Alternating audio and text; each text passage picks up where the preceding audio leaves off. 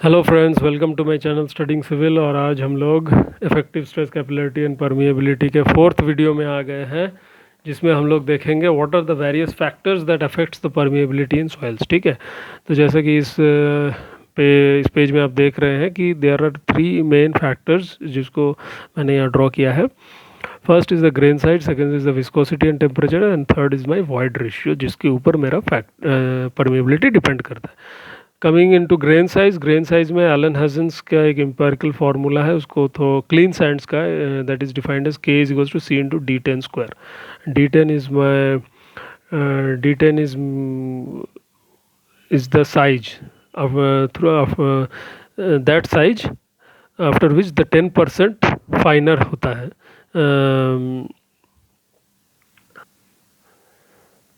So K is equals to C into D square 10 for clean sands.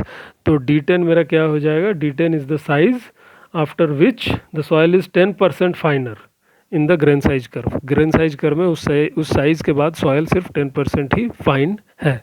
तो वो size जब हम लोग निकाल लेंगे तो दैट इज तो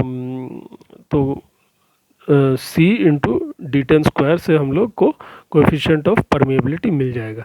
याद रखना ये सिर्फ क्लीन सैंड्स के लिए एप्लीकेबल है, जहाँ C varies from 0.4 to 1.2। Second is my viscosity and temperature. Viscosity coefficient of permeability is directly proportional to the viscosity, directly proportional to the temperature. Temperature बढ़ेगा तो मेरा परमिएबिलिटी बढ़ेगा, और विस्कोसिटी मेरा जितना बढ़ेगा परमिएबिलिटी मेरा उतना घटेगा। So K is inversely proportional to the viscosity and directly proportional to the temperature. ठीक है, and last is the void ratio, that is as per Taylor's recommendation K1 is to K2 is equals to C1 E1 cube by 1 plus E1, C2 E2 cube by 1 plus E2. So where C is the shape factor depending on the manner of the packing of the grains. तो E1 and E2 are the respective void ratio. ठीक है, ये सब formula याद रखना, ये सब numericals solve करने में हेल्प करता है। ठीक है, चलिए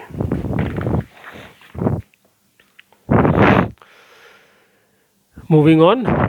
now we will study about permeability of stratified soils. ठीक है, ये काफ़ी इम्पोर्टेंट पार्ट है, जिसमें इसमें हम लोग ये जानेंगे कि कोई भी सॉइल में सपोज कीजिए there are various layers of soils, जिसका परमिएबिलिटी हर एक लेयर में डिफरेंट है। फर्स्ट लेयर में K1 है, सेकंड लेयर में K2 है, थर्ड लेयर में K3 एंड फोर्थ लेयर में K4, जिसका हाइट्स है H1 H2 H3 and H4। तो उस केस में परमिएबिलिटी को कैसे एसेस करेंगे? परमिएबिलिटी इस केस में दो डायरेक्शंस में, एक हॉरिजॉन्टल एक vertical.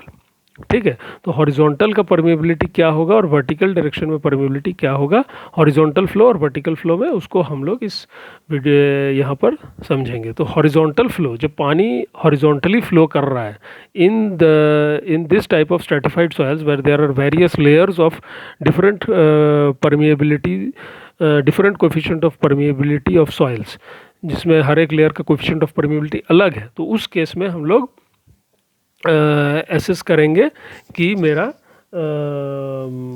what will be the combined coefficient of permeability when the soil water flows in the horizontal direction।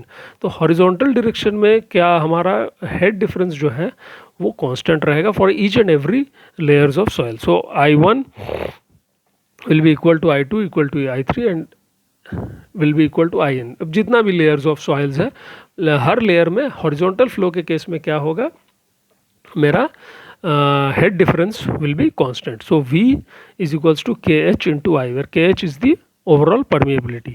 तो V overall permeability in the horizontal direction, and what is V? V is the overall discharge by the overall area। So overall discharge मेरा क्या होगा? Overall discharge will be the summation of discharges in each and every layer। तो अब suppose कीजिए इसी का unit length पे इसका टोटल एरिया मेरा क्या हो जाएगा, H1 into 1। तो H1 basically, so H1 into that area into V1। अब सपोज कीजिए यहाँ पर वेलोसिटी V1 है, यहाँ पर V2 है, V3 and V4 and so on.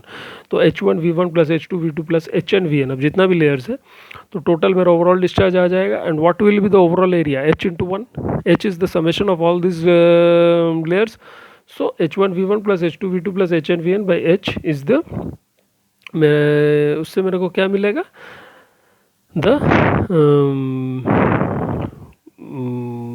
Velocity, overall velocity, ठीक है।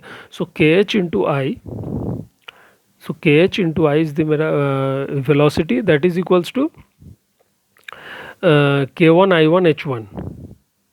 What is V1? V1 is V1 क्या हो जाएगा, V1 will be K1 I1. we know कि V is equals to KI, right? ये फॉर्मूला हम लोगों ने डार्सी लॉ में देखा था.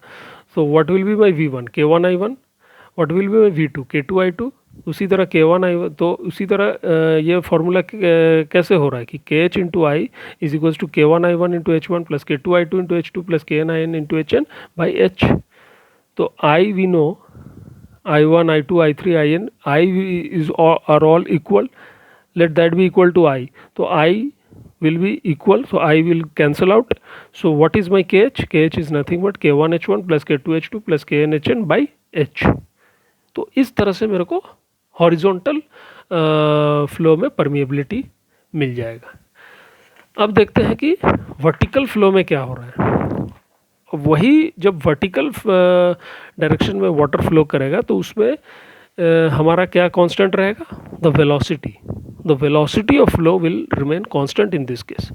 तो इसमें अब इसको याद रखना कि हॉरिजॉन्टल डायरेक्शन में जब पानी फ्लो करेगा तब हेड डिफरेंस मेरा कांस्टेंट रहेगा और वर्टिकल के केस में वेलोसिटी कांस्टेंट रहेगा, ठीक है.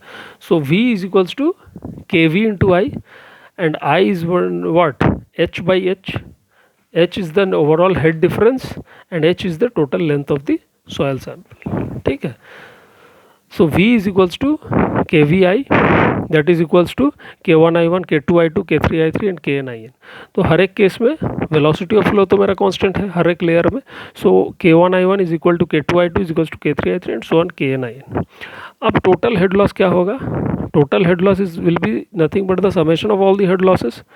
So H will be equal to H1 plus H2 plus H3 plus Hn. And what is my H1? Individual एक लेयर पे मेरा हेड डिफरेंस क्या होगा? That is will be equal to, we know that I is what, the hydraulic gradient is the head difference by the length of that particular soil sample. तो इस case में H1 में I1 क्या हो जाएगा? I1 will be what? H1 by H1, small h1 by capital H1, ठीक है. where small h1 is the head difference and capital H1 is the length of the soil sample. तो I1 will be what? small h1 by capital H1, ठीक है. तो यहाँ पर H1 मेरा क्या हो जाएगा? H1 will be nothing but H1 capital H1 into I1.